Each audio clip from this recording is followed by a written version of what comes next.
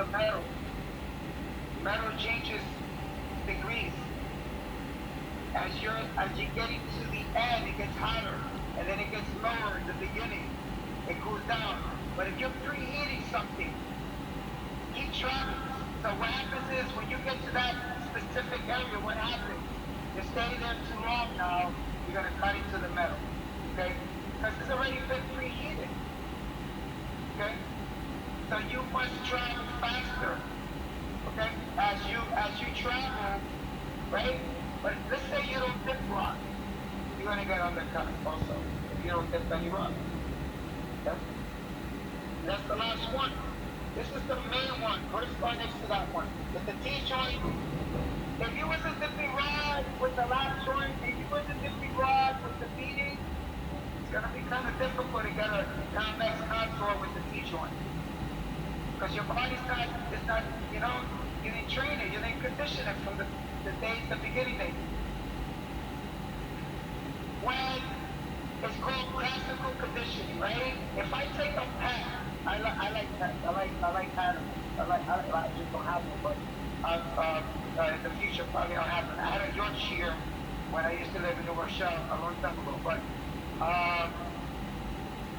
long story, but I was training that dog, and every time I rang a pound, that dog would come. And it was salivating. It's like it's ready to eat, like that dog, you know? But if that dog did something wrong, like dirty something, then it goes to the body, let's say, to the area where the paper is and where, right? I wouldn't ring that bell at that certain time. I wouldn't ring it. Or, right? I would wait a certain an hour later, and then I would ring it. That dog would know, and then I would show the dog whatever. Look, that dog has a mind just like everybody else, and they know what you're saying. They communicate, right? There's technology now that I'm telling you that you can teach a dog how to talk. I'm like, wait a minute. This is lady that's teaching actually how to talk, communicating with the stuff on the floor, and there's a certain gadget that she made, and the dog will actually communicate with the owner and say, look, I'm hungry. Oh, the buttons? The buttons. Yeah, the button, right, exactly. And I was like, wait a minute, that is so good. But you know, pets are, I mean, they say is the man's best friend. Yeah, and pets are important in life. But you gotta train that pet from a baby. You can train that pet to be vicious. It can be that dog can be vicious if you condition that. And we're the same way as humans. As a child, if you spread racism, that child is not gonna know, and you isolate that child. And I tell people all the time that people think it's a black and white thing, but a lot of people are racist. If you buy a red car all the time, and you buy red all the time, you're racist. You're prejudiced. You're prejudiced. How come you don't buy a blue car? How come everything's gotta be red? You're prejudiced. Prejudice is coming in all forms. In all forms. It has nothing to do with race. It's the way the person was brought up. If you buy that child a red sweater every day, I said, you only wearing red. I was traumatized like that. And it wasn't in a bad way. It was my babysitter. My babysitter used to put my hand. I used to remember this when I was a child. Used to put my hand in the oven and say, you don't eat this food. Because I'm Dominican Puerto Rican. I don't know if she was a witch or what. But I remember. I remember to this day. If you don't eat your food, you're gonna go with your head. I'm like, no. She was a witch to me. She was like, always, if you don't eat your food, I'm gonna put your head in the fire. I remember that. I didn't tell nobody, I'm telling you, but it's hell the no. point. You became a welder. I became a welder. No. I took the heat, I became a welder. That's fire though. I feel like, I heard the spider web came out instead of free came out. You know? I was like, yeah, I'm a welder. I'm a superhero. But it's too funny, though, right? You see, you make open up my mind to something. That's how I became a welder, you know? Burning up my hand. All right, anyway. So undercut, making a deep groove. Remember, deep groove. So you're thinning out the metal. High flame is one. You know how many times I get this in the beginning of the class? A flame, I can hear it from here. I can be sitting down over here in this area here, and I can hear it. It's so hot. Lower down the flame. All right, so for torch manipulation, what is that saying? You're staying too long on the top. You're staying too long on the top. Instead of staying longer on the bottom, on the foundation, on the bottom plate, you're staying long over here. That's why it's 1 second here, 4 seconds here. I've been emphasizing that to tell you you stay longer on the bottom. If you do the T-joint, if you fuse more on the T-joint, and you stay longer on the bottom, it's going to collapse. It's going to merge. But you have to stay longer. All right? You got to follow those parameters. All right? Okay. Those measurable factors will make it, right? That sets stuff in motion, that makes stuff work, that completes something, right? So one thing has to be done first, and it's subsequent, right? So and then the last is inconsistent. This is one of the main ones. We make believe we're adding. And I know you guys are breaking out of that, and you're doing very well. I see like mad improvement here, which is like a natural high school. Sometimes I'm like, wow, they learn so fast. I got students that learn fast, some students learn a little slower, doesn't matter, as long as you get it. As long as you get it, when you get it, that's all that counts. Nobody can take that away from you. Once you get it, you need to maintain it by working and welding. Let me grab that, let me weld. Yeah, give it to me. Oh, you want to weld? Yeah, give me, I'm tired of this, yeah. Give me that. Let me do it. Let me be a doer. Let me do it. Take a little rest. I got it.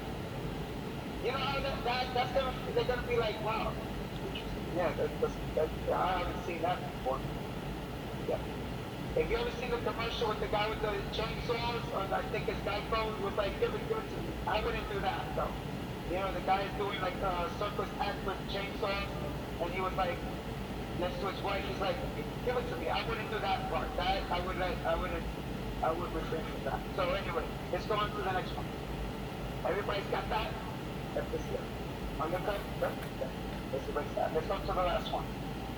And then we'll go into the notes, what's 3 notes? So let's go over the last one, right? So, which is contours. Contours, right? Now there's 3 types of contours, right? You know, you already told me that before. You got flush, you got convex, concave, right? So we're going to talk about concave contours. Okay?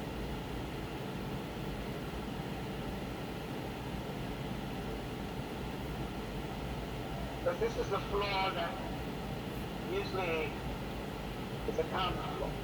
Okay? So let's look at it. Let's look at now this one is simple. All right, so.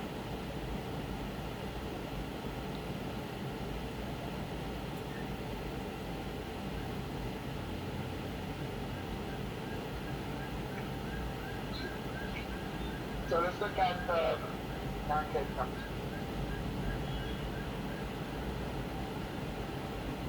All right, let's look at this one here. So, and I mean, it's penetrated into the, maybe you might not get some fusion, right? More fusion, incomplete fusion into the, so what happens when they x-ray your weld, right? It might have looked good to you, but to the inspector in Albany, you didn't fuse over here. There was incomplete fusion there. You got complete fusion in here, maybe some, you know. Let's look this a little better. So let's say that there. On that side, on that member A, member B. Member A didn't get that much. What good is that? Well, that works not good. Doesn't matter. It's no good. It's a reject. And that's what they see. What you don't see, they're gonna see it underneath X-ray.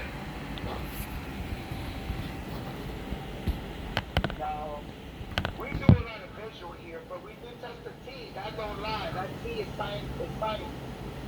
That T is science. So whoever passes the T, right, you know who you are.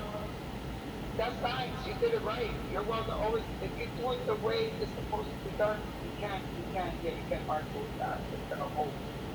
Maybe your heart sometimes, right? It says, "Oh, it's gonna break. I'm gonna get embarrassed."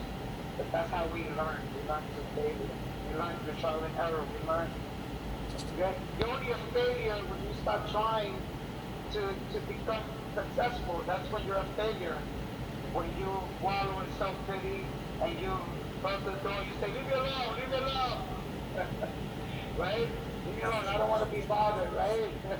You gotta get out. You gotta put the footwork into this. You gotta get out. That's right. So let's go over the causes over here. Over here, I'm gonna write them over here, the causes. Alright, on the top. I'll be out your way in a minute. So let's go over the cause. The cause. Alright.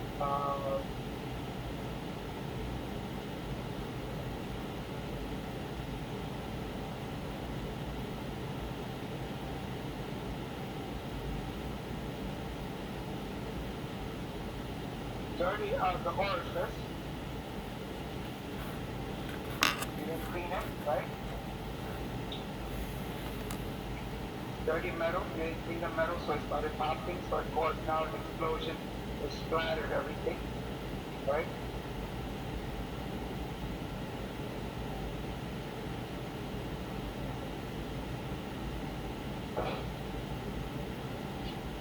I got a joy. This is one of the other ones. Deposited it and brought it to the edge of the pool. Okay, or you might have a steep angle. Your angle is still steep angle. And it could be, your work angle could be 45, but you can never tilt it to 35. You never gave it 10 degree tilt or 5 degree tilt. You never did that. You just stood at 45. What is that going to do to the T-joint? You stay at 45, right? So, if you stay at a work angle, I'll be out your way. If you stay like that, it's just going to push everything inward. You need to tilt. Okay, you need to tilt. Not a lot. We're just talking 5 degrees. I didn't get this when I was welding. I didn't even know nothing about angles, nothing. It confused me until I got a protractor. While I was teaching, I got this protractor, and I'm like, because, you know, I didn't know how to teach now, right? That was like, so I'm like, but the protractor, I seen it before, you know, the blueprint and stuff. I really didn't know what it was about, but it's just a radius of a circle. And whoever invented that is a genius, right? Like, how many people that they helped with that, right? With that invention, it's just plastic, right? It's like $1, and it helps so many people. So it don't matter, right? Not the cost, not the money, not the money. What did you get out of it, right? So anyway, so steep angle, it might be 90, and you didn't try, or it might be 45, and you didn't get a trap. What else it cause? So your flame is too high, of course. The high flame.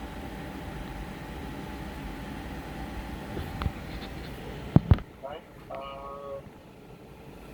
It could be not depositing. There's a lot of causes of a concave. Most of the time is you're too close.